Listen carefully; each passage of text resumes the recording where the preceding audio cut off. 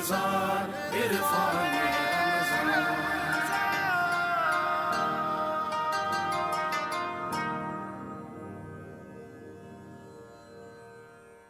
German خوش آمدید الف لام میم اور اس میں سوال جواب حقوق اللہ حقوق العباد کے موضوع کے اوپر ہوں گے۔ حضرت ابو ہریرہ رضی اللہ تعالیٰ عنہ سے روایت ہے کہ آپ نے فرمایا کہ بندہ مومن کے دوسرے بندے مومن کے اوپر 6 حقوق ہیں۔ اللہ کے رسول نے نصیحت فرمائی ہے، کیا چیز ہے؟ ایک، جب وہ بیمار ہو اس کی عیادت کرے، جب اس کا انتقال ہو جائے اس کے جنازے میں شریک ہو، یا جب وہ کسی کی کوئی ضرورت رکھتا ہو، کوئی حاجت رکھتا ہو تو اس کی حاجت پوری کرنے کی کوشش کرے، وہ دعوت دے تو اس کی دعوت میں شریک ہو جائے، اس کی دعوت پہ لبیک کہے۔ اور پھر اس کے علاوہ فرمایا کہ جب وہ السلام علیکم کہے تو اس کا جواب دے، وعلیکم السلام ورحمۃ اللہ وبرکاتہ، جتنا حسین ہو سکے۔ اور پھر جب اسے چھینک آئے تو جواب میں یرحمک اللہ کہے، یہ بھی اس کے حقوق میں شامل ہے۔ اور اس کے علاوہ اس کی غیر موجودگی میں اس کا خیر خواہ رہے، یہ بھی اس کے حقوق میں شامل ہے۔ حقوق اللہ کیا ہوتے ہیں؟ حقوق العباد کیوں؟ اور پھر ان دونوں میں فرق کیوں ہے؟ حقوق العباد بھی تو اصل میں حقوق اللہ ہی ہیں، یعنی اللہ ہی نے تو بیان فرمایا کہ والدین کی فرمانبرداری کریں، پڑوسیوں کا حکم، ان کے حقوق، تو اس میں فرق کس بات کا ہے؟ ہم اس پہ بات کرنا چاہتے ہیں۔ علامہ طیب شاہ گیلانی صاحب تشریف فرمائے۔ علامہ صاحب، حقوق اللہ حقوق العباد میں بنیادی فرق کیا ہے، اور اگر اس میں کوئی اولین یا ترجیحاتی بات کی جائے تو وہ کس کی بات ہوگی؟ جی بسم اللہ الرحمن الرحیم۔ جی اویس بھائی، آپ نے خود جس طرح بیان کیا ہے، جو سمجھنے والی چیز ہے، حقوق العباد اصل میں حقوق اللہ ہی ہیں، کیونکہ اللہ پاک کے حکم سے ہی یہ سارے معاملات ہم کرتے ہیں، ایک خاندان میں ہوں یا معاشرے میں، جو اصول جو ضوابط طے کیے جاتے ہیں، اور اس کو ہم اپنی طرف سے، میں یا آپ یا کوئی عالم دین ہم بیان کریں، اس کی بجائے یہ ہے کہ اللہ رب العالمین سے پوچھ لیں کہ اس میں جو ترجیحات ہیں وہ کیسے ہیں۔ فرمایا کہ لیس البر ان تولوا وجوہکم قبل المشرق والمغرب، یہاں وہ جو یہود و نصارہ تھے ان کو مخاطب کر کے اور پھر ایک نیکی کا جو کمال ہے وہ ارشاد فرمانے کے لیے، تاکہ بندہ مومن بھی یہ بات سمجھ جائے، بلکہ فرمایا کہ وَلَٰكِنَّ الْبِرَّ مَنْ آمَنَ بِاللَّهِ والیوم الآخر والملائکۃ والکتاب والنبیین۔ اور یہ تو ایمانیات کا باب ہے۔ اب اس کے بعد آگے سلسلہ شروع ہوا، تو وہ یہاں سے شروع ہوا کہ وَآتَ الْمَالَ عَلَىٰ حُبِّهِ ذَوِي الْقُرْبَىٰ وَالْيَتَامَىٰ وَالْمَسَاكِينِ وَابْنَ السَّبِيلِ وَالسَّائِلِينَ وَفِي الرِّقَابِ۔ اس سے جب بات اس کے آگے بڑھی تو تب جا کے کہا وَأَقَامَ الصَّلَاةَ۔ اس سے ہم سمجھ سکتے ہیں کہ رب العالمین نے جو ہمارے لیے حکم ارشاد فرمایا ہے وہ حقوق العباد سے خود حکم فرمایا کہ نیکی کا کمال اگر حاصل کرنا چاہتے ہو تو پہلے ایک اچھا معاشرہ جو ہے اس کو قائم کیا جائے، اور وہ اچھا معاشرہ یقیناً ایک دوسرے کے حقوق کو مد نظر رکھتے ہوئے ادا کرتے ہوئے، والدین ہوں، اپنی اولاد ہو، میاں بیوی کے حقوق ہوں، محلے کے حقوق ہوں، یا سوسائٹی میں جیسے بھی ہماری وہ جو رسول پاک علیہ الصلوۃ والسلام نے تربیت فرمائی ہے، اس اعتبار سے یقیناً جب یہ حقوق اپنی اپنی جگہ پہ ادا کیے جائیں گے، یتیموں کا، مساکین کا، غرباء کا، مسافروں کا خیال کیا جائے گا، تو ایک اچھا معاشرہ جو ہے اس کی تشکیل ہوگی۔ اور خوبصورت معاشرہ قائم کرنے کے بعد ارشاد ہو رہا ہے کہ اب آؤ میری بارگاہ میں سجدہ ریز ہونے کے لیے، تو اب تم میری بارگاہ میں سجدہ ریز ہو جاؤ۔ اور اس کے بعد پھر آگے جو کہا وہ بھی حقوق العباد سے تعلق رکھتا ہے، وَآتَ الزَّکَاۃ۔ حالانکہ مال کا پیچھے حکم دیا ہے کہ تم مال اس کی محبت میں خرچ کرو، اب یہ زکوٰۃ کا الگ سے جو حکم دیا ہے وہ چونکہ یہ ایک فرض ہوتا ہے مال میں سے اپنے الگ کرنا اور دینا، اور ایک ہے جو فرائض میں واجبات میں سے تو نہیں ہے، ویسے ہی خیرات اور صدقات کے حوالہ سے ہے۔ تو فرمایا تم زکوٰۃ دے کے یہ نہ سمجھو کہ ہم تمام حقوق ادا کر چکے ہیں، بلکہ زکوٰۃ و واجبات کے علاوہ جو ویسے صدقات و خیرات ہیں وہ بھی ادا کرو، تم ان کا خیال رکھو، تمہارے ارد گرد، تمہارے محلے میں، تمہارے چاہنے والوں میں، اقربا میں۔ دیکھیے یہاں ہے کہ تم اکیلے نہیں دنیا میں آئے، اصل جو احساس دیا جا رہا ہے کہ تم اکیلے دنیا میں نہیں آئے ہو، تمہارے اپنے کوئی عزیز و اقارب بھی ہیں، تمہارے ماں باپ بھی ہیں، تمہارے بیوی بچے بھی ہیں، تمہارے پڑوس والے بھی ہیں، اور ایک پوری سوسائٹی ہے جن کو لے کے تم نے ساتھ چلنا ہے۔ تو اس اعتبار سے یہ ساری حقوق ادا کرنے کے بعد مصلی پہ آ کے میری بارگاہ میں سر بسجود ہو جاؤ، پھر تمہیں نیکی کا کمال حاصل ہو۔ سبحان اللہ۔ اور پھر یہ بھی بیان فرما دیا علامہ کمیل مرزا صاحب، کتنی اچھی گفتگو فرمائی علامہ صاحب نے کہ بندوں کے معاملات بندوں کے ساتھ جوڑ دیے اور وہیں پہ اس کے اچھے برے ہونے کا فیصلہ کر دیا۔ لن تنالوا البر حتی تنفقوا مما تحبون۔ اب خرچ بھی کرنا ہے اور بندوں پہ خرچ کرنا ہے۔ یعنی نیکی کی انتہا بھی یہ قرار دے دی ہے. اس حوالے سے بندگان خدا میں سے اگر ہم اخراجات کریں، خرچ کریں، کن کو اولین ترجیح حاصل ہے؟ عزیز و اقارب، مساکین، غربا، کیا ترتیب ہے؟ بسم اللہ الرحمن الرحیم. سورہ فاتحہ کے بعد جہاں قرآن کا آغاز ہے الف لام میم ذالک الکتاب لا ریب فیہ ھدی للمتقین الذین یؤمنون بالغیب ویقیمون الصلاۃ ومما رزقناہم ینفقون. تو یہیں پر یہ بات طے ہو گئی کہ متقی وہ ہے کہ جو غیب پر ایمان رکھتا ہے، نماز کو قائم کرے اور جو ہم نے دیا ہے اس میں سے خرچ کرے. یہ تعبیر اتنی خوبصورت ہے قرآن کریم میں بار بار، ومما رزقناہم ینفقون. تمہارا تو ہے ہی نہیں، ہم نے تمہیں جو دیا ہے، مما رزقناہم ینفقون، جو ہم نے رزق عطا کیا ہے اس میں سے انفاق کرو. اور جیسے کہ سورہ نحل میں بیان ہے کہ اللہ سبحانہ و تعالیٰ نے رزق میں بعض کو بعض پر فضیلت عطا کی ہے. تو یہ تو ہے کہ بعض کے پاس کم ہے، بعض کے پاس زیادہ ہے، یہ بھی اللہ سبحانہ و تعالیٰ نے اپنی طرف منسوب کیا ہے. یعنی کوئی یہ نہ سمجھنے پائے کہ میں بہت اوور اسمارٹ تھا یا میں بہت ٹیلنٹڈ، اس وجہ سے مجھے بہت زیادہ مل گیا. تو بہت سارے ایسے ہیں جو ہم سے زیادہ صلاحیت شاید رکھتے تھے، وہ اس مقام تک نہ پہنچ پائے. تو بہت سے ایسے ہوتے ہیں جو اتنی صلاحیت نہیں بھی رکھتے، لیکن کسی نہ کسی طریقے سے کہیں نہ کہیں دنیا کی قسمت کے معاملات انہیں کہیں پہنچا دیتی ہے. اللہ تعالیٰ نے کہا یہ نظام ہم نے اپنے پاس رکھا ہوا ہے، اپنے ہاتھ میں. ہاں، انسان کا کام یہ ہے کہ وہ ضرور محنت کرے. آج جمعے کا دن ہے تو مجھے برکت کی آیت پڑھنے دیں. وَإِذَا قُضِيَتِ الصَّلَاةُ فَانتَشِرُوا فِي الْأَرْضِ وَابْتَغُوا مِن فَضْلِ اللَّهِ، کہ جب تم نماز پڑھ لو تو زمین میں پھیل جاؤ. تو اللہ سبحانہ و تعالیٰ کو سست اور کاہل انسان پسند نہیں. چھٹی نہیں دی ہے کہ زمین مطلب تم بیٹھ جاؤ گے توکل کرتے ہوئے گھر پر کہ اللہ سبحانہ و تعالیٰ چھپڑ باڑ کے عطا فرما دے گا. یہ نہیں ہونے والا. آپ جائیے، محنت کیجئے. فانتشروا فی الارض وابتغوا من فضل اللہ. یہ فضل اللہ کی تعبیر بھی بہت خوبصورت ہے کہ اللہ کا فضل تلاش کرو. یعنی یہ کہ جب تم نے اپنی محنت کر لی، اس کے بعد جب کچھ حاصل ہو جائے تو اسے اپنا کمال نہ سمجھنا، فضل خداوندی سمجھنا. ومما رزقناہم ینفقون، جو ہم نے تمہیں دیا اس میں سے انفاق کرو. تو اللہ نے بعض کو بعض میں رزق میں فضیلت دی. فمن الذین فضلوا براد رزقہم علی ما ملکت ایمانہم فہم فیہ سواء. تو جن کے پاس زیادہ آیا تھا وہ ان تک پلٹا کیوں نہیں دیتے جن کے پاس کم پہنچا تھا؟ فہم فیہ سواء، تاکہ استعمال میں سب برابر ہو جائے. یہ پلٹانے کی تعبیر ہے. فمن الذین فضلوا براد رزقہم، راد یعنی پلٹنا، علی ما ملکت ایمانہم. دیکھیں ہم یہاں پر آئے ہیں یا پلٹ کر آئے ہیں؟ ہم یہاں آئے ہیں، پلٹ کر گھر جائیں گے. پلٹ کر انسان وہاں جاتا ہے جہاں اس کا اصل مقام ہے. اس تعبیر سے اللہ سبحانہ و تعالیٰ نے سمجھایا کہ اصل مقام تو اس کا تھا، آیا ہے تمہارے پاس امتحان کے لیے. ہم الذین فضلوا براد رزقہم، یہ نہیں کہا دے کیوں نہیں دیتے، پلٹا کیوں نہیں دیتے جو اس کے اصل مقام تک ہے. فہم فیہ سواء. تو رزق کی تقسیم میں اللہ سبحانہ و تعالیٰ نے فضیلت دی ہے بعض کو بعض پر امتحان کی خاطر، لیکن استعمال میں سب کا حق ہے. فہم فیہ سواء. اب یہ آپ نے جو سوال کیا کہ حق کس کا بنتا ہے، تو چیریٹی بگنز ایٹ ہوم. سب سے پہلے تو گھر سے بات شروع ہوتی ہے. بعض لوگ ہوتے ہیں جو گھر کے باہر بہت اچھے اخلاق کے ہوتے ہیں، دوستوں سے ملیں گے، کسٹمرز سے ملیں گے، آفس میں ہوں گے بڑے سویٹ. اب اللہ جانتا ہے، ہو سکتا ہے وہ بھی فی سبیل اللہ ہو، لیکن پتہ نہیں کیا ہے. وہ کسٹمر ایتھکس ہے، وہ اکنامکس کے لیے ہے. گھر میں جب یہ صاحب پہنچے تو فرعون یہی صاحب بچوں کو 2 تھپڑ لگائے، بیوی کو جھڑکا ڈانٹا اور والدین کے ساتھ بدتمیزی کی. تو آپ جو گھر کے باہر بہت اچھے تھے، اس کا مطلب یہ ہے کہ وہ اللہ کی خاطر تو شاید نہیں تھے، وہ تو پھر دکھاوا تھا. اصل اخلاق تو وہ ہے اور اصل چیریٹی تو وہ ہے. اس لیے اللہ کے رسول نے فرمایا تم میں سے بہترین وہ ہے جو اپنے گھر والوں کے ساتھ. اس خاطر کہ آپ گھر سے شروع کیجیے، بیوی کے ساتھ اچھا اخلاق ہو، آپ کا بچوں کے ساتھ اچھا اخلاق ہو، ماں باپ کے لیے وبالوالدین احسانا. بہت خوبصورت. تو سب سے پہلے تو گھر سے بات شروع ہوتی ہے. تو والدین کا حق ہے، زوجہ کا حق ہے، بچوں کا حق ہے، پھر چچا ہیں، ماموں ہیں، خالہ ہیں، پھوپھی ہیں، یہ جو ذوی الارحام ہیں ان کا حق ہے، پڑوسیوں کا حق ہے. پھر آپ دائرے کو وسیع کرتے جائیں. اللہ سبحانہ تعالیٰ نے جتنی آپ کو توفیق دی. کیوں؟ اس لیے کہ بعض لوگ چیریٹی کر رہے ہوتے ہیں، وہ فقیروں کو کھلا رہے ہیں، غریبوں کو کھلا رہے ہیں، بہن کا حق مار کے بیٹھے ہوئے، وراثت میں حصہ نہیں دے رہے.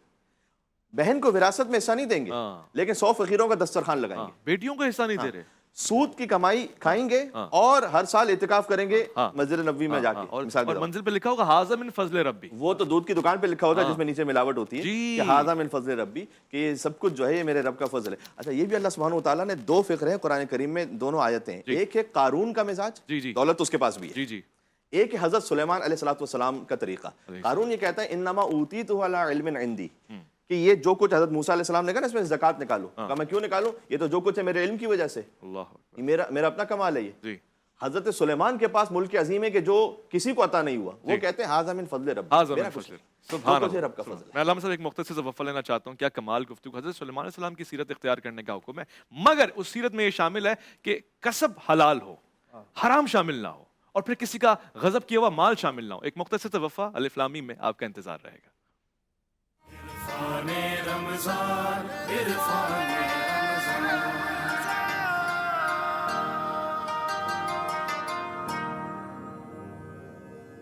عرفان رمضان میں جاری ہے الف لام میم. میں محمد اویس ربانی ایک بار پھر سے آپ کو خوش آمدید کہتا ہوں.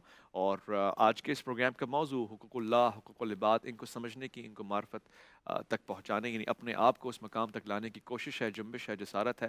اور اس میں دقت بھی اگر کہیں نہ کہیں آئے تو ہم سوال پوچھیں گے. مفتی ابوبکر محی الدین صاحب تشریف فرمائے. مفتی صاحب، ایک بات جو میں نے اسی کے ضمن میں کہی کہ آج جیسے کہ جمعے کی نماز ہوئی اور عام طور سے بھی یہ دیکھا گیا ہے کہ مسجد میں زیادہ نمازی آ جاتے ہیں، پھر صفیں باہر کی طرف بھیجتی ہیں، سڑک کو روکا جاتا ہے، جو راہگزر ہوتے ہیں ان کو کہا جاتا ہے کسی اور مقام سے گزر جائیں.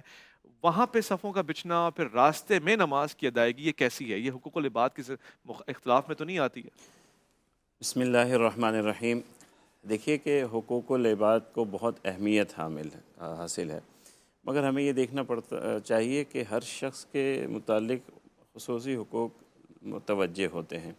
نمازی کے بھی اپنے حقوق ہیں، راہ پر چلنے والے کے بھی اپنے حقوق ہیں. اب جس طرح کہ آج کل کی صورتحال ہے، ہماری مساجد میں تنگی ہے، اور اگر کسی مسجد میں جگہ نہیں ہے اور وہ روڈ پر نماز پڑھ رہے ہیں تو وہ نمازیوں کا یہ بھی تو حق ہے نا کہ وہ عبادت کر پائیں، اور وہ جگہ ان کو مہیا ہونی چاہیے تھی. تو اس حوالے سے تو پھر وہ ایک مجبوری ہے، اور نماز جیسی عبادت قائم کرنے کے لیے اگر کوئی جگہ روک لی جاتی ہے یا کہیں پڑھ لی جاتی ہے تو اس میں کوئی حرج نہیں ہے، ان کی نماز درست ہے اور صحیح ہے. ہاں، اگر خام خواہی آپ کے پاس مسجد موجود ہے، مسجد خالی پڑی ہے اور آپ آ جائیں گے روڈ پر اور وہاں چاہیں گے کہ سب دیکھیں اور میں وہاں نماز ادا کروں بغیر ضرورت کے، ہاں بغیر ضرورت کے اگر آپ راستہ روکیں گے تو پھر اس وقت یہ بات ہے کہ یہ آپ دوسرے کو تکلیف دے رہے ہیں. اچھا. اور یہ چیز ایسی ہے کہ شریعت جو ہے وہ اس چیز کو بالکل برداشت نہیں کرتی. یہاں تک کہ حضور صلی اللہ علیہ وسلم کی تعلیمات میں تو یہ بھی ہے کہ ایک روایت میں ہے کہ حضور صلی اللہ علیہ وسلم گزرے اور صحابی جو ہیں غالباً حضرت ابوبکر صدیق ہیں جو اونچی آواز سے تلاوت کر رہے ہیں، تو وہاں وہ حکم فرماتے ہیں کہ آپ ذرا پست آواز سے تلاوت کیا کریں. اور خود حضور صلی اللہ علیہ وسلم حضرت جی تو یہ حقوق کی یہاں تک خیال ہے، مگر اس میں ہر چیز کا ہمیں خیال رکھنا چاہیے.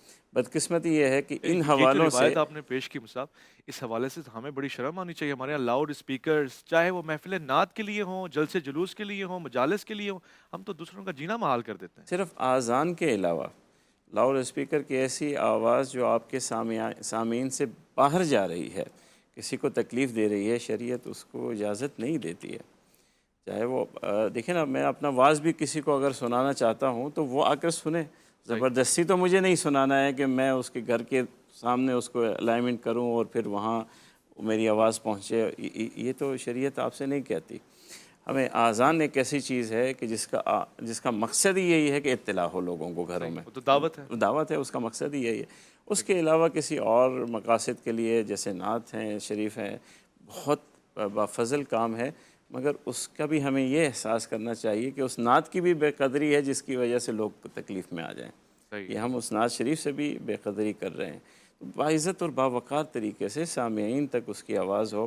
اور اسی طرح میں سمجھتا ہوں کہ ہمارے تہوار آتے ہیں مذہبی حوالوں سے، جلوس ہوتے ہیں ہمارے، سب کچھ ہوتے ہیں، وہ ہمیں تلقین ضرور کرنی چاہیے. کیونکہ نماز کا تو آپ نے سوال کیا، وہ تو فرض ہے اللہ کی طرف سے، مگر دوسرے مقامات کے جو جلوس ہیں اور دوسرے ہماری مذہبی چیزیں ہیں وہ تو وہ مقام نہیں رکھتے جو نماز کا رکھتے ہیں. تو وہاں ہمیں ضرور غور کرنا چاہیے اور فکر کرنی چاہیے کہ ان کے لیے ہم شہر کے شہر یا پورے راستے کے راستے جب بند کر دیتے ہیں تو یہ بہت بڑی تکلیف کا سبب ہے. اس میں ظاہر نمازیوں کو بھی اور ساتھ میں گزرنے والوں کو بھی تکلیف ہے، پھر اس کا اہتمام کرنا پڑتا ہے. قاری صاحب، آپ کے حصے میں 2-3 سوال آ گئے. ایک تو حقوق اللہ، حقوق العباد کے مابین فرق کی بات آ جائے گی. دوسرا یہ بات بھی آ جائے گی کہ ہمارے ہاں جو لاؤڈ اسپیکرز کا استعمال ہے، جس سے مریض بھی ہے، بیمار بھی ہے، اور سامنے والا کوئی بھی شخص جو نہیں چاہتا کہ مجھ تک یہ آواز پہنچے وہ بھی اس کا حصہ بن رہا ہے. حقوق العباد کہیں مسمار تو نہیں ہو رہے؟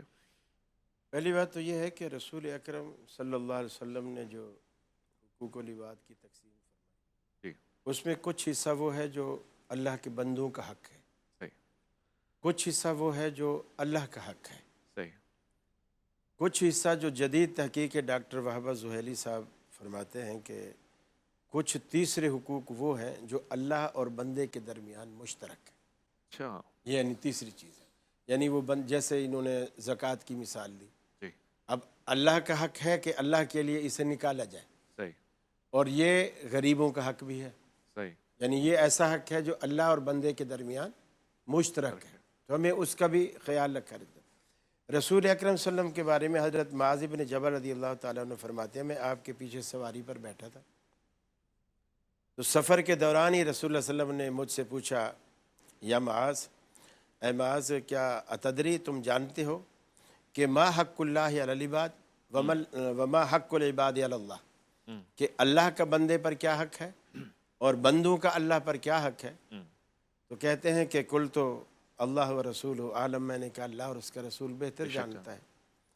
تو آپ نے ارشاد فرمایا کہ بندوں کا حق، بندوں کا جو فرض ہے، جو اللہ کا حق ہے، وہ یہ ہے کہ ان یعبدوہ ولا یشرکوا بہ شیئا، اس کی بات کریں کہ اور وہ کوئی اللہ شریک کی نہ، بندگی کریں اور اس کی بندگی میں کسی کو شریک نہ کریں۔ بے شک، جب بندے ایسا کر لیں تو پھر فرمایا اللہ رب العالمین پر بندے کا حق یہ ہے اللہ یعذبہ، وہ اسے عذاب نہ دے۔ تو یعنی جو چیز اللہ کو خوش کرنے والی ہے جی، وہ بندے کا اللہ کے آگے سجدہ ریز ہونا۔ بے شک، جیسے کہتے ہیں نا کہ بھی دنیا میں کوئی رشتہ ایسا نہیں جو اتنا آسانی سے من جاتا ہو، لیکن اے خدا کتنا آسان ہے منانا تجھ آئے کو، ہائے، فقط ایک سجدہ ندامت کے دعا سے۔ اللہ اکبر، سری اور رضا، اللہ رب العالمین اسی پہ راضی ہو جاتا ہے۔ اور جبکہ حدیث میں آتا ہے کہ اللہ تعالیٰ کہتا ہے کہ اگر میرا بندہ جی، زمین سے لے کر آسمان تک جی، ساری فضاؤں کو گناہوں سے بھر کر میرے پاس لے آ جائے ہاں، اور سارے گناہ میرے سامنے رکھ دے، ہاں، فرمایا وَبِعِزَّتِي وَجَلَالِي، مجھے میری عزت اور جلال کی قسم ہے، میں تیرے گناہوں سے دگنی رحمت لے کر تیرا استقبال بے شک اللہ سے یہ امید کی جا سکتی ہے، اور یہی گمان اس کے بارے میں رکھنا چاہیے۔ وہ کیا واقعہ تھا بنی اسرائیل کی ایک قوم کا، جس میں ایک شخص اپنے بچے کے ساتھ جا رہا ہے اور وہ بتاتا ہے یہ بڑا ہے، وہ بڑا ہے، یہ بڑا ہے، آخر میں مختصراً کہتا ہے کہ میرے گناہ سب سے بڑے ہیں، پہاڑوں سے زیادہ، آسمانوں سے زیادہ، جہان سے زیادہ۔ اور اس کے بعد بچہ کہتا ہے اس سے بھی بڑا کچھ ہے؟ تو کہتا ہے ہاں، میرا رب اس سے زیادہ مغفرت کرنے والا، بخشنے والا۔ یہ حسن ہے اور یہ گمان رکھنا چاہیے۔ ایک مختصر سے وقفہ، لوٹ کر آئیں گے، مزید سوال جواب ہوں گے۔ الف لام میم میں آپ کا انتظار ہے۔ عرفان رمضان، عرفان رمضان،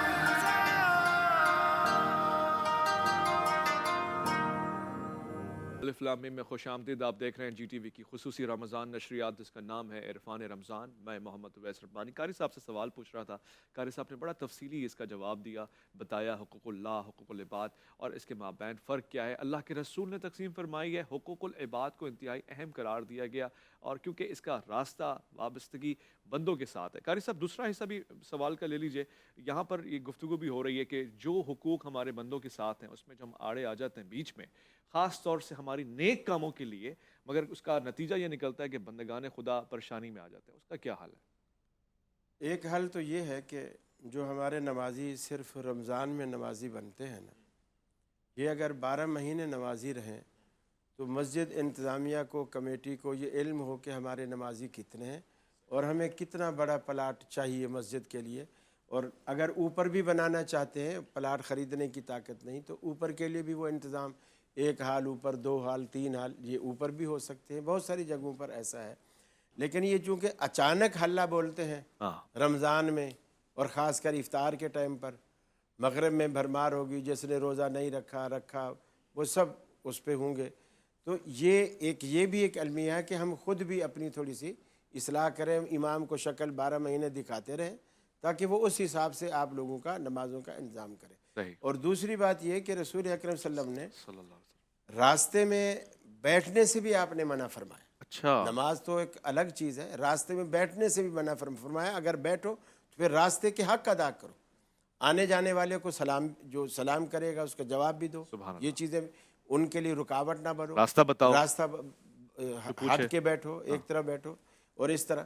اب جیسے حضرت صاحب فرما رہے تھے تو وہ ایک خوبصورت حدیث تھی، اسی میں اس کا حل بھی موجود ہے ہاں، کہ رسول اللہ صلی اللہ علیہ وسلم صبح تہجد میں جب آئے مسجد کی طرف تو حضرت ابوبکر صدیق اور حضرت عمر دونوں الگ الگ تہجد کی نماز پڑھ رہے ہیں، لیکن ابوبکر صدیق تھوڑا دھیما پڑھ رہے ہیں، اتنا دھیما کہ آپ نے قریب جا کے تھوڑی سی آواز کو سنا، اچھا، قریب جا کے، بالکل قریب جا کے، اور حضرت عمر اتنا زور سے پڑھ رہے ہیں کہ آپ مسجد میں ابھی انٹر ہوئے تو آپ کو آوازیں آنی شروع ہو گئی حضرت عمر کی، تو آپ نے حضرت عمر سے کہا کہ تھوڑا آہستہ کرو، اچھا، اپنی آواز کو 1 فاصلہ تک اپنی آواز کو تھوڑا پست کر. اور صدیق اکبر سے کہا کہ آپ تھوڑی اپنی آواز کو ارفع. تھوڑا سا اونچا کرو. اب جب نماز سے یہ فارغ ہو گئے تو آپ نے رسول اللہ صلی اللہ علیہ وسلم نے حضرت عمر سے پوچھا کہ تو پہلے حضرت ابوبکر صدیق سے پوچھا کہ تو اتنا ایسا کیوں پڑھ رہا تھا؟ انہوں نے کہا یا رسول اللہ میں جس کو سنوانا چاہ رہا تھا وہ سن رہا تھا. یعنی میں تو اللہ کے لیے کر رہا تھا, ٹھیک ہے. وہ سن رہا تھا. ہاں اور حضرت عمر سے پوچھا کہ عمر آپ ایسا کیوں کر رہے تھے, زور سے پڑھ رہے تھے؟ ہاں کہ یا رسول اللہ میں جو سوتے تھے ان کو جگا جگانا چاہ رہا تھا. سوتوں کو جگا. سبحان. اور اللہ نے قرآن میں فرما دیا کہ آپ کی آواز اونچی رہے یا لاؤڈ بولیں, اللہ کو ساری آوازیں پہنچتی. ایک لائیو کالر ہمارے ساتھ ہے, قاری صاحب سوال لے لیتا ہوں میں آپ کی اجازت سے. لیکن وہ نتیجہ نہیں نکلا ابھی, میں جو نتیجہ نکالنا چاہ رہا تھا نا. کالر کے ساتھ مل کے نتیجہ نکالتا ہوں آپ کی اجازت سے. السلام علیکم ورحمۃ اللہ. جی السلام علیکم, کون صاحب کہاں سے, کیا فرمائیں گے؟ جی دوسرا کالر ہمارے ساتھ آ جائے گا. السلام علیکم ورحمۃ اللہ وبرکاتہ, کیا فرمائیں گے صاحب؟ جی وعلیکم السلام. آپ کو تھوڑا اونچا بولنا ہے, آپ نے اونچا بولنا ہے, آپ نے ہمیں سنانے کے لیے بولنا ہے. ہیلو جی آ رہی آواز, کیا فرمائیں گے؟ علماء تشریف فرمائیں. سر میں نے گزارش قاری صاحب سے کرنی ہے کہ جب نماز پڑھتے ہیں تو غیر المغضوب علیہم ولا الضالین آتا ہے تو سب آمین کہتے ہیں, اور جہاں پہ کچھ لوگ نہیں پڑھتے تو ان کے لیے کیا اس میں آپ نے؟ قاری صاحب آ گیا والا سوال آ گیا. والا والین آمین, جو پڑھتے ہیں نہیں پڑھتے ہیں, اونچی آواز سے پڑھتے ہیں, کیا مسئلہ ہے, حل کیا ہے؟ مجھے اس بات سے ہٹا دیا آپ نے. میں پہلے اس بات کو بھی لے لوں جو ٹھیک ہے جاری تھی. اس میں کہنے کا مقصد یہ ہے کہ رسول اللہ صلی اللہ علیہ وسلم نے جب دونوں کا جواب سنا نا, دونوں کے جواب کو درست قرار دیتے ہوئے آپ نے کسی پر نکیر نہیں فرمائی. صحیح ہے.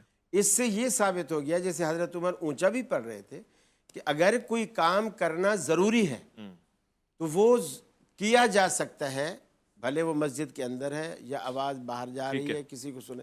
تو اسی طرح نماز پڑھنی بھی بہت ضروری ہے. ٹھیک ہے. اب اگر کسی جگہ کم ہے, اوپر بھی جگہ نہیں ہے, تو ظاہر بات ہے پھر وہ یہ ہے کہ ذرا جلدی اہتمام کریں. ٹھیک ہے. تو کہ اس کو لوگوں کے لیے آنے جانے کا راستہ کھول دیں, یا پہلے سے کوئی متبادل گلی بھی باہر سے رکاوٹ رکھیں اور لکھ دیں کہ یہ گلی فی الحال چلے گا اتنی دیر کے لیے. کالز کی لائن لگ گئی ہے, میں دوسری کال بھی لے لوں ساتھ ساتھ, یہ سوال ہمارا محفوظ ہو جائے گا. جی السلام علیکم ورحمۃ اللہ. وعلیکم السلام. خوش آمدید, کون سا آپ کیا فرمائیں گے؟ جی سر میں وسیم عباس بات کر رہا ہوں سر, کبھی ضلع خانوال سے. جی جی جی فرمائیے. سر مجھے نا ایک مسئلہ ہے سر, میں نا احساس کمتری میں مبتلا ہوں سر. اگر یعنی کہ اگر فار ایگزامپل کوئی اگر انسان ہے یا کوئی بھی ہے, اگر فار ایگزامپل کی دل سے اگر عزت کروں نا سر, ہاں تو سر یہ ہوتا ہے کہ میں نا دوسرا کیا کہتے ہیں کہ میں بھائی وہ اگر کسی سے بات بھی کرے مجھے بڑی نا جیلسی ہوتی, جلن فیل ہوتی ہے. ہاں اچھا. تو سر میں یہ چاہتا ہوں کہ وہ جو کچھ مرضی کرے, مجھے کچھ بھی نہیں ہونا چاہیے, مجھے بہت جلن ہوتی ہے سر. اچھا چلیں ٹھیک ہے, بڑا سادہ میٹھا سوال ہے آپ کا, میں علامہ طیب شاہ صاحب سے جواب لوں گا. پہلے قاری صاحب وہ پہلے سوال آمین کا جو مسئلہ ہے. میرا خیال ہے آمین تو خیر سارے کہتے ہیں, یعنی اس کا انکاری کوئی نہیں ہے. صرف اختلاف اس بات پہ ہے کہ سری کہنا چاہیے یا جہری کہنا چاہیے. یعنی آواز بلند یا پھر ہمارے پاس جو رسول اکرم صلی اللہ علیہ وسلم سے ملتا ہے, آپ امامت کے مصلی پر بھی کھڑے ہوتے اور آپ کے پیچھے مردوں کی صفیں ہوتی, پھر بچوں کی صف ہوتی, پھر آخر میں عورتوں کی صف ہوتی, کیونکہ مسجد نبوی میں خواتین بھی آیا کرتی تھی.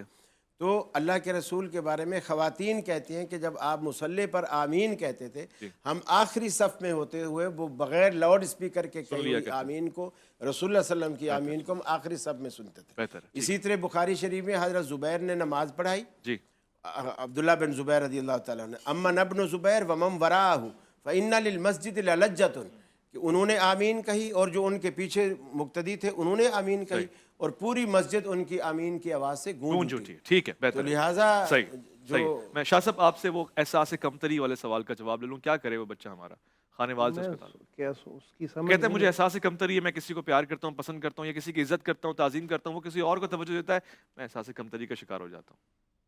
یعنی تھوڑی حسد کی بیماری ہے. اچھا یہی بات قاری صاحب اس کے بارے میں بتا دیں. چلے میں ایک اور سوال لے لوں. میرا خیال ہے اعوذ باللہ من الشیطان الرجیم یہ پڑھے, اور بائیں کندھے کی طرف تھوڑا رخ کر کے 3 دفعہ تھتکارے, جیسے تھوکے نہیں لیکن انداز وہ ہو. اچھا اس طرح 3 دفعہ اعوذ باللہ من الشیطان الرجیم پڑھے، اور جب بھی یہ خیال اس کو آئے صحیح، وہ اسی طرح کرے، انشاءاللہ بہت بہتر، تھوڑے عرصے میں اس کی بہت بہتر۔ خرابی ایک اور دور کالر ہو ہمارے ساتھ ہیں۔ السلام علیکم ورحمۃ اللہ وبرکاتہ۔ جی فرمائیے گا، آپ کی آواز آ رہی ہے؟ ہلو، جی جی فرمائیے، کیا سوال پوچھنا چاہتے ہیں الف لام میم میں؟ السلام علیکم، شہاد صدیقی کراچی سے عرض کر رہا ہوں۔ جی صدیقی صاحب فرمائیے سوال۔ جی حضرت، یہ ایک سوال میرا یہ ہے کہ میرا بائی پاس ہوا ہے، جی ڈاکٹر نے اس سال مجھے روزہ رکھنے کو ممانعت کی ہے، اچھا کیونکہ ابھی ہوا ہے تو ہیلو جی تو جی پھر میں یہ روزے بعد میں بھی رکھوں گا، اور اس کا کوئی فدیہ یا کیا چیز دینا ہوگا؟ جی مفتی ابو بکر محی الدین صاحب دل کے مریض ہیں اور روزوں کے معاملے میں کیا کہنا چاہیں؟ یہ عارضی بیماری ہے، ہاں اور جتنی بھی عارضی بیماریاں ہیں جس کے بعد صحت ہے، امید ہے، تو وہ روزے کی قضا کریں گے، فدیہ کوئی نہیں ہے، فدیہ کوئی نہیں، فدیہ کوئی نہیں۔ بہتر ہے اور جی، آپ کو جو رمضان کا اجر و ثواب ہے اللہ تعالیٰ وہ سارا عطا فرمائیں گے، کیونکہ عذر ہے، کسی قسم کی کوئی پریشانی نہیں ہے۔ صحیح ہے، بہتر ہے، یہ آپ کو جواب مل گیا جی، اور احساس کمتری کے حوالے سے بھی آپ کو جواب مل گیا ہے۔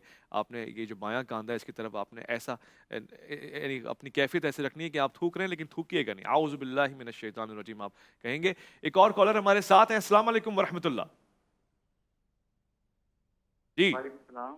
کون صاحب ہیلو، کیا فرمائیں گے؟ عمران بات کر رہا ہوں میں، جی جی کہ پوچھنا یہ تھا کہ مجھے نا ڈر بہت زیادہ لگتا ہے ہر معاملے میں، کسی سے بات کرنی ہو، کسی سے کوئی کہنا ہو، ڈر بہت زیادہ لگتا ہے، بہت زیادہ۔ صحیح ہے، اس سے کیا حل ہے، کس طرح ٹھیک ہو سکتا ہے یہ؟ میں نے بڑی کوشش کی ہے لیکن نہیں ہوتا اس طرح یہ۔ ٹھیک ہے۔ ویسے تو میں کمیل صاحب سے اس کا جواب لیتا ہوں، اولیاء اللہ کے لیے تو ہے کہ ان کو ڈر نہیں ہوتا، مگر یہ کہ اتق اللہ والا ڈر ہوتا ہے۔ البتہ یہ کہ عالم کی ایک مثال حضرت علی کرم اللہ وجہ نے فرمایا کہ عالم وہ ہے جو لوگوں کو اللہ کے بارے میں امید رکھوائے، مگر یہ کہ نڈر نہ بنائے، خوف بھی کروائے۔ مگر یہ والا جو خوف ہے، یہ جو ڈر ہے علامہ صاحب، اس کا کوئی حل؟ بسم اللہ الرحمن الرحیم۔ ایک تو وہ جو پہلا سوال تھا اس میں اگر حسد ہو رہا ہے جی یا کوئی ایسی تکلیف ہو رہی ہے تو دیکھیں خدا کی تقسیم پر راضی نہ رہنے کا نام حسد ہے۔ تو اگر کوئی خدا کی تقسیم پر راضی نہیں رہتا نا تو یہ معاملہ پھر ایک حد میں نہیں رہتا، پھر وہ بڑھتا چلا جاتا ہے۔ صحیح، تو اللہ سبحانہ و تعالیٰ کے ہاتھ میں عزت ہے، اللہ سبحانہ و تعالیٰ کے ہاتھ میں ذلت ہے۔ تعطی الملک من تشاء وتنزع الملک ممن تشاء وتعز من تشاء وتذل من تشاء بيدك الخير انك على كل شيء قدير تولج الليل في النهار وتولج النهار في الليل وتخرج الحي من الميت وتخرج الميت من الحي وترزق من تشاء بغیر حساب۔ کہ اللہ سبحانہ و تعالیٰ پھر جسے چاہتا ہے بغیر حساب کے عطا فرماتا ہے۔ تو عزت و ذلت و یہ سارے معیارات اس میں کوشش کرنا ہمارا کام ہے، جیسے سورہ جمعہ کی آیت میں بیان ہو گیا، فانتشروا فی الارض، تم تو جاؤ زمین میں کوشش کرو اور وابتغوا من فضل اللہ، اور اللہ کا فضل تلاش کرو۔ تو اللہ سبحانہ و تعالیٰ انشاءاللہ سب کو عزت نصیب فرمائے۔ اور اگر ہم اللہ سبحانہ و تعالیٰ نے جو ہمیں عطا فرمایا ہے، معنویات اور مادیات کے جو معیار ہے نا، ان میں یہ ہے کہ مادیات میں ہمیشہ اپنے سے پستر کو دیکھیں، معنویات میں ہمیشہ سے اپنے بلندر کو دیکھیں۔ بہت خوب۔ مادیات میں یہ ہے کہ اللہ سبحانہ و تعالیٰ نے، جیسے کہ کسی نے بڑی اچھی ڈاکومنٹری بھی بنائی تھی کہ ایک بچہ ہے کہ جو دیکھ رہا ہے کہ کسی کے پاس بہت اچھی سی گاڑی ہے یا کوئی اچھا سائیکل ہے، بچے کے لیے ڈاکومنٹری بنائی تھی، اور وہ افسوس کر رہا ہے کہ میرے پاس نہیں ہے۔ کچھ دیر بعد اسے نظر آیا کہ ایک بچہ جس کے پیر ہی نہیں ہے اور وہ لنگڑاتا ہوا آ رہا ہے اور وہ اپنے عصا پر آ رہا ہے، تو اس نے پھر شکر کیا کہ اللہ تعالیٰ نے مجھے پیر تو عطا فرمائے۔ تو مادیات میں کوشش کریں اور اپنے سے بستر کو دیکھیں، معنویات میں ہمیشہ سے اپنے بلندر کو دیکھیں۔ ٹھیک ہے، ڈر اور خوف والی بات میں نے کرنی، ایک کالر بھی میں لے لوں ساتھ ساتھ تاکہ سوال ہمارے پاس آ جائے، جواب ہم تھوڑی دیر بعد دیں گے۔ السلام علیکم ورحمۃ اللہ وبرکاتہ۔ وعلیکم السلام سر، کیا حال ہے؟ سارے عالم دین کے سر میرے طرف سے السلام علیکم سر۔ ماشاء اللہ، وعلیکم السلام۔ جی فرمائیے سوال کیا؟ سر میرا علی گل نام ہے، میں کراچی سے بول رہا ہوں۔ میرا ایک سمپل سا اور آسان سا سوال ہے۔ ہم لوگ جو اس میں جہاں بیٹھے ہوتے ہیں ہمیں تھوڑی سی ایک ہم بولتے ہیں السلام علیکم یا علی مدد، وہ اگلا کہتا ہے وعلیکم السلام مولا علی مدد۔ اس میں ہمیں بہت سارے لوگ اعتراض کرتے ہیں، ہمیں برا بولتے ہیں۔ اس میں کہ میں چاروں عالم دین کو ریکویسٹ کروں گا اس پر تھوڑی سی روشنی ڈال دو، یہ ہم کہیں بھٹکے ہوئے تو نہیں ہے۔ ٹھیک ہے، میں نے آپ کے سوال محفوظ کر لیا ہے۔ علامہ کمیل مہدوی صاحب سے، قاری خلیل الرحمان صاحب سے میں یہ سوال پوچھوں گا۔ سوال پوچھنے والے نے یہ پوچھا ہے کہ ہم اکثر سندھ کا یہ خاصہ ہے، پنجاب میں بھی بہت سے علاقوں میں ایسا ہوتا ہے، ہم کہتے ہیں السلام علیکم یا علی مدد، سامنے والا کہتا ہے وعلیکم السلام مولا علی مدد، تو یہ شرن صحیح ہے؟ پھر کہیں یہ شرک کے زمرے میں تو نہیں آتا؟ اس پہ بات ہوگی۔ میں ایک مختصر وقفہ لے رہا ہوں علامہ صاحب، آپ کی اجازت سے میں لوٹ کر آؤں گا، پھر یہ سوال جواب میں منتقل کریں گے۔ الف لام میم میں آپ کا انتظار ہے۔ عرفان رمضان، عرفان رمضان،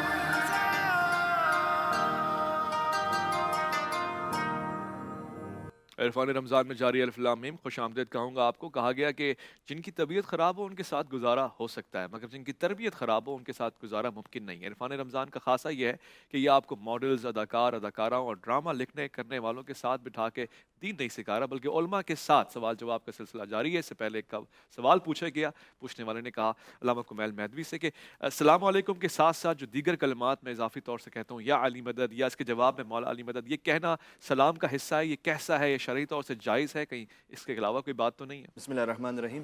سلام تو دیکھیں وہی سلام ہے جی کہ جو سلام ہے اور اس کا کوئی اور نعم البدل نہیں ہے. جی تو السلام علیکم وعلیکم السلام جو قرآن کریم کا حکم ہے کہ وَإِذَا حُيِّيتُم بِتَحِيَّةٍ فَحَيُّوا بِأَحْسَنَ مِنْهَا أَوْ رُدُّوهَا، کہ جب تمہیں کوئی تحیت و سلام کرے تو یا تو اس سے اچھا جواب دو یا ویسا ہی جواب دو. صحیح. تو اس لیے تاکید سنت ہے کہ کوئی کہے السلام علیکم تو آپ کہیے وعلیکم السلام ورحمۃ اللہ، کوئی کہے السلام علیکم ورحمۃ اللہ تو آپ کہیے وعلیکم السلام ورحمۃ اللہ وبرکاتہ. بس اس سے آگے پھر سلام کا جو سلسلہ ہے وہ ختم ہو جاتا ہے. صحیح. ہاں اس کے علاوہ جو ہے مثلا اگر فرض کی کوئی علی مدد کہہ رہا ہے، مولوی السلام مدد کہہ رہا ہے، وہ سلام کا حصہ نہیں ہے، وہ اس کے لیے اس کے اپنے ایمان کا اظہار ہے، اس کے اپنے جذبات کا اظہار ہے، اس کا تعلق سلام سے نہیں ہے.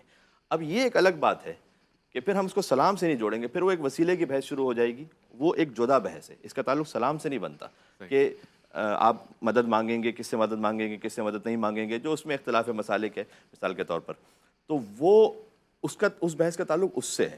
تو اگر آپ وہ ابھی یہاں چھیڑنا چاہ رہے ہیں تو ٹھیک ہے، اس کو ہم شروع کر دیتے ہیں. نہیں مطلب مثلا سوال پوچھنے والا اگر کہہ دیتا ہے یہ جملہ تو اس سے کوئی مطلب قباحت ہے، سامنے والا کیا کرے، جواب میں کیا کرے، مطلب اس کا اگر کچھ نہ بھی کہے، وہ کہے سلام کا جواب دینا تو واجب ہے. ٹھیک ہے. سلام کا جواب دینا اگر کسی نے کہا السلام علیکم تو وہ واجب ہے. ٹھیک ہے. تو اس پر تو وہ فرض ہے کہ وہ جواب دے. ہاں سوائے اس کے کہ اگر کوئی محفل میں سلام کیا گیا ہے تو پھر وہ واجب کفائی ہے. وہ کوئی ایک بھی جواب دے دے تو سب کی طرف سے کفایت کرتا ہے، تو وہ تو ٹھیک ہے. باقی وہ اس کا جواب دینا چاہ رہا ہے تو دے دے، نہ دینا چاہے تو نہ دے، وہ اس کی اپنی مرضی ہے. لیکن جو فرض ہے وہ سلام کا جواب دے. ٹھیک ہے. اور سنت سے بھی یہی ثابت ہے نا کہ السلام علیکم یہی جو اضافی جملے ہیں یہ ہم نے کلچرل کے طور پہ ایڈ کر لیے ہیں. وہ اصل میں کیا ہے کہ یہ جو سندھ میں زیادہ تر رائج ہے اور پنجاب میں رائج ہے بعض علاقوں میں، وہ اپنی ایک طرح سے اپنی ایمان، اپنی کیفیت کی پہچان کروا رہے ہوتے ہیں، اور اس کیونکہ زیادہ طور پر مکس سوسائٹیز میں رہ رہے ہوتے ہیں تو وہاں سے بات شروع ہوئی، اور اپنے اہل بیت الاسلام سے عقیدت اور حب کا اظہار کرتے ہوئے انہوں نے لفظ کہہ دیا. تو یہاں کوئی حرام نہیں ہے کہنا، کوئی غلط نہیں ہے کہنا کہ اس نے کوئی شرعن غلط کام کر دیا. ہاں سلام جو ہے وہ سلام کا حصہ وہ ہے جو سلام تک ہے. اس کے بعد فرض ہے کہ آپ سلام کا جواب دیجئے. باقی وسیلے کی بحث ہے کہ وہ وسیلہ پکار سکتے ہیں، نہیں پکار سکتے، جائز ہے جائز نہیں ہے، اس کا تعلق وسیلے سے بنتا ہے، سلام کی ادائیگی سے نہیں بنتا. ٹھیک ہے. علامہ طیب شاہ صاحب آپ اس پہ اظہار خیال فرما دیں، سلام کے ساتھ ساتھ اضافی جملے حضرت علی علیہ السلام، حضرت علی کرم اللہ وجہ، اس طرح کوئی بھی بات کہنا مناسب؟ وہ ایسے ہی ہے جیسے مہدوی صاحب فرما رہے ہیں. اگر تو وہ کہنے والا اس کو باقاعدہ سلام کے کو حصہ بنا رہا ہے اس کا، تو اس کا مطلب ہے پھر وہ بدعات میں آ جائے گا. تو اس حوالہ سے باقی یا علی علیہ السلام کے حوالہ سے یا علی مدد یا مولا علی مدد کے حوالہ سے وہ ایک الگ ٹاپک ہے جس طرح فرما رہے تھے. اگر وہ اس نے اس کو سلام کا حصہ ہی بنا لیا تو یہ ایسی چیز جس کو رسول اللہ صلی اللہ علیہ وآلہ وسلم نے اجازت نہ دی ہو یا نہ فرمایا ہو، آپ کے عمل سے یا آپ کے حکم سے ثابت نہ ہو، تو اس کو حصہ بنا لینا تو یہ بالکل بھی اچھی بات نہیں ہے. ٹھیک ہے. قاری صاحب آپ بھی اظہار خیال فرماتے ہیں. میں نے آپ سے سلام کہا، سلام کے بعد میں نے کہا یا علی مدد، تو کیا آپ جواب میں کہیں گے مولا علی مدد؟ یہ کہنا مناسب ہے؟ میں ہرگز یہ نہیں کہوں گا. پہلی بات جو انہوں نے فرما دی وہ بالکل میں اس سے 100% اتفاق رکھتا ہوں کہ یہ چیز سلام نہیں ہے. اور یہ بھی انہوں نے وضاحت کر دی کہ وہ اپنے ایمان کا اظہار کر رہا ہوتا ہے، یعنی مقصد یہ ہے کہ وہ اپنے مسلک کا یا اپنے طبقے کا، اپنے گروہ کا جس سے وہ ریلیٹڈ ہے اس کا ظاہر کر رہا ہوتا ہے. مجلس میں سب کو پتہ چل جائے کہ میں کس چینل سے آیا ہوں. صحیح. اس کا صرف اتنا ایک ظاہر ہوتا ہے.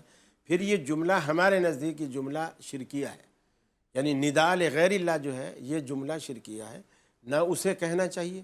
اور اگر کسی نے یہ غلطی کی ہے تو ہمیں اس کا جواب بھی نہیں دینا چاہیے.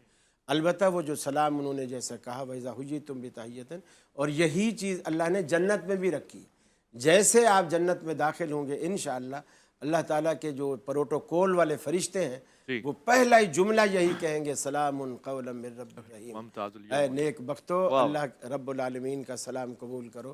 تو وہاں بھی سلام ہے، یا علی مدد وہاں بھی نہیں ہے، وہاں بھی سلام ہی ہے. تو اسی چیز کو فروغ دیں جو دنیا سے ہمیں جنت تک لے جائے اور وہی ہمیں وہاں سننے کو ملے انشاءاللہ. مفتی صاحب آپ بھی اس پہ اظہار خیال فرماتے ہیں. اس کے علاوہ بھی کوئی اگر جملے ہیں، مثلا یہی جملہ نہیں خاص طور سے تاکہ کوئی ہٹ نہ ہو، مگر اس کے علاوہ اگر جملے کہہ رہے ہیں تہنیت میں یا اس کی تبریک میں تو منافی ہے؟ سلام تو جیسے ہم سب کا اتفاق اتفاق ہے وہ معروف ہے اور حدیث مبارکہ میں ہے اور اس میں کسی کا اختلاف نہیں۔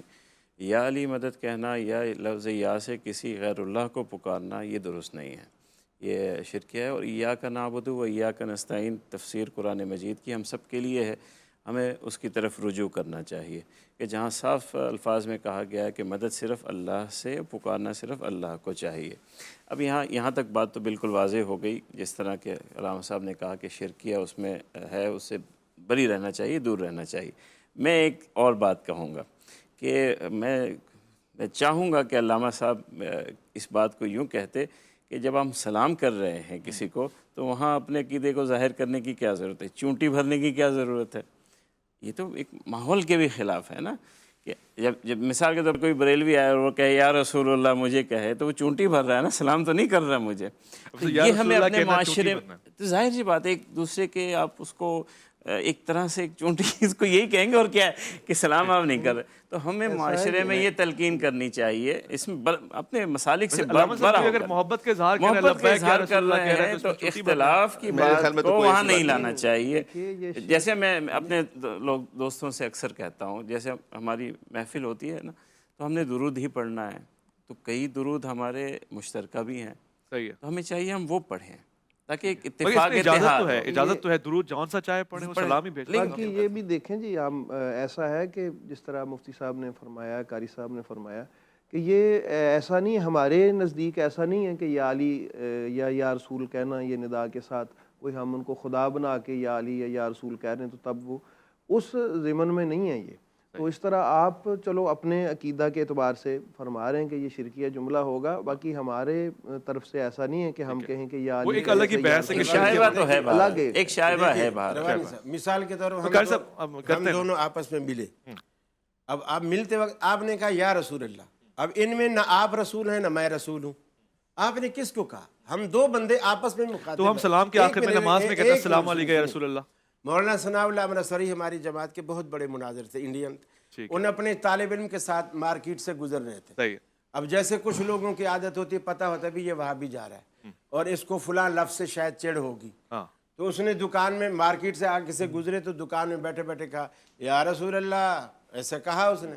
اب مولانا ثناء اللہ منصری رک گئے، دکاندار کی طرف دیکھا، کہنے لگے یہ میرا شاگرد عبداللہ ہے اور میں اس کا استاد ثناء اللہ ہوں، ہم میں سے کوئی بھی نہیں، ہم دونوں میں سے کوئی اللہ کا رسول نہیں ہے۔ چڑھانے کے لیے دیکھیں جی، وہ تو کوئی بھی نہیں اے شہر علم عالم و اسرار خشک و تر، تو بادشاہ دی تو سلطان بہروبر۔ میں آپ کی اجازت سے نعت پہ چلے جاؤں کہ موضوع کہیں اور نہ چلے جاؤں۔ غلط ہو گیا یہ کہ ہمیں تو پھر جواب کی اجازت ہی نہیں ملی، وہ تو پھر آپ سے ہی ہم نے شروع کیا تھا، وہ شروع کیا تھا تو پھر اس کے بعد جو بات ہے وہ رسپونڈ بھی تو ہو سکے نا، تو وہ تو پھر اب اپنا بیان کیجیے مختصر۔ چلے مختصر، وہ جتنا ان کو وقت دیا آپ نے اتنا تو ہمیں دینا چاہیے تھا، آپ کو بہرحال نہیں دیا آپ نے اتنا وقت۔ تو گزارش یہ ہے کہ یہ شرک کے حوالے سے نہیں کہا جاتا، اللہ سبحانہ و تعالیٰ وحدہ لا شریک ہے، جو اللہ کو پکار رہے ہیں فقط وحدہ لا شریک واجب الوجود ہے وہ، باقی سب اس کی مخلوق ہیں، پہلی بات۔ دوسرا یہ کہ یہ جو صاحب نے یوں کہا کہ السلام علیکم بما صبرتم فنعم عقبی الدار، جنت میں بھی جو ہے وہ سلام ہی ہوگا، تو یہ علی مدد تو وہاں ہے نہیں، تو پھر کہنے کی کیا ضرورت ہے؟ تو اصل بات اب مجھے کہہ لینی چاہیے کہ کننا نعرف المنافقون بذکر علی بن ابی طالب، صحابہ کرام یہ کہتے تھے کہ ہم ذکر علی بن ابی طالب سے منافق کو پہچان لیتے تھے، تو جب تکلیف ہوتی ہے کسی کو تو اس کا مطلب یہ ہے کہ اس سے نفاق ظاہر ہو جاتا ہے، بلکہ اولاد تو کی اس لیے تربیت کے حوالہ میں اولاد کی تربیت، حضرت جابر بن انصاری کا آپ نے واقعہ سنا ہے، اب آپ نے شخصیت کا پوچھا تھا نا، ان کا بھی وہ مدینہ کی گلیوں میں صدا دیتے تھے کہ ادبوا اولادکم بحب علی بن ابی طالب، کہ علی بن ابی طالب کی محبت سے اپنے بچوں کی تربیت کرو۔ تو یہ ایک پہچان کا طریقہ ہے منافقت کا یا ایمان کا، بس اتنی سی بات ہے۔ علی قسیم الجنت والنار، جنت جہنم وہ تقسیم فرمائیں گے، یہ مامون رشید کا بھی واقعہ ہے، اس کے آپ کل کہیں گے تو میں اہل سنت حوالوں سے سینکڑوں ریفرنسز آپ کو سنا دوں گا کہ کیا کیا ریفرنسز ہیں، تو جانا آپ کو وہیں پہ اس محبت کی وجہ سے، ہاں تو وہ یہ نہ کہیں کہ اس کی وجہ سے تو کوئی فائدہ نہیں ہوگا اور ویسے ہی چلے جائیں گے اور وہاں پر جنت کی بات، اور پھر میرے خیال میں مناسب نہیں رہا مجھے اس سے ایک جملہ میرا لے لیجیے، سب ایک جملہ میں چڑیاں بن گئی ہیں۔ یا علی مدد سے جو ہمیں حضرت علی کی وجہ سے تکلیف نہیں ہے، ہمیں شرک کی وجہ سے تکلیف، جیسے حضرت علی بہت محترم ہے، ویسے اللہ تعالیٰ کی وحدانیت اور توحید بھی ہمارے لیے محترم ہے، وہ مسئلہ وہاں ہے، یہاں حضرت علی رضی اللہ تعالیٰ عنہ ہماری محفل کا حاجی حضور بخش کلور صاحب کی طرف سے آج ہمارے پاس دسترخوان کا اہتمام ہوا ہے۔ ذکر مولا علی علیہ السلام سے کوئی ذکر مولا علیہ اس کا السلام کوئی سے مسئلہ نہیں۔ جی ذکر مولا علیہ السلام سے صحابہ کرام یہ فیصلہ کرتے تھے کہ کون منافق ہے اور کون منافق نہیں ہے، کون ایمان والا ہے کون منافق اس لیے یہ ذکر آپ کہہ رہے ہیں جی ضروری ہے۔ اس لیے یہ ذکر ہو جاتا ہے ندا اس لیے دیکھیے وہ وہ آپ ندا کر کے فیصلہ زور سے آپ کی ذکر کرتے ہوں گے تفہیم نا، میں وہ زور شیعہ سے ہوگا۔ ذکر کا مطلب ہے کہ بلند آواز سے کرتے ہوں بولا گے۔ یا علی، پھر نہیں دیکھا نہیں کس کو تکلیف نہ ہوگی۔ ذکر کا ایسا مطلب ہوتا کیا تھا؟ ذکر کا مطلب کیا دیکھیے یہ ذکر کا تو مطلب چڑھانے کہنا کے نہیں لیے ہوتا محبت میں اور دکھاوے وہ کہہ میں رہے ہیں بڑا ذکر فرق کے ہے۔ لیے اظہار ضروری ہے، وہ صرف ذکر یہ کے لیے بات- اظہار محبت میں اور ضروری ہے۔ دکھاوے میں بڑا فرق ہے۔ تو آپ یا نہ کہیں سے ولی علی کہہ دیں، یہ ہو سکتا ہے؟ یہ کس ارے حضرت جنوں اس نے کہہ دیا کہ دکھاوا ہے۔ آپ حدیث حضرت بیان علی کا کر نام ہی لے واقعات بیان جنوں کر کو سیرت عشق بیان کر ثابت ہے وہ کب فریاد کرتے ہیں، لبوں پہ مہر خاموشی دلوں میں یاد کرتے ہیں۔ عشق و فریاد لازم یا علی، تھی، یا تو علی اب وہ بھی سڑکوں ہو پہ چکی۔ کہتے ہیں۔ عرفان رمضان عرفان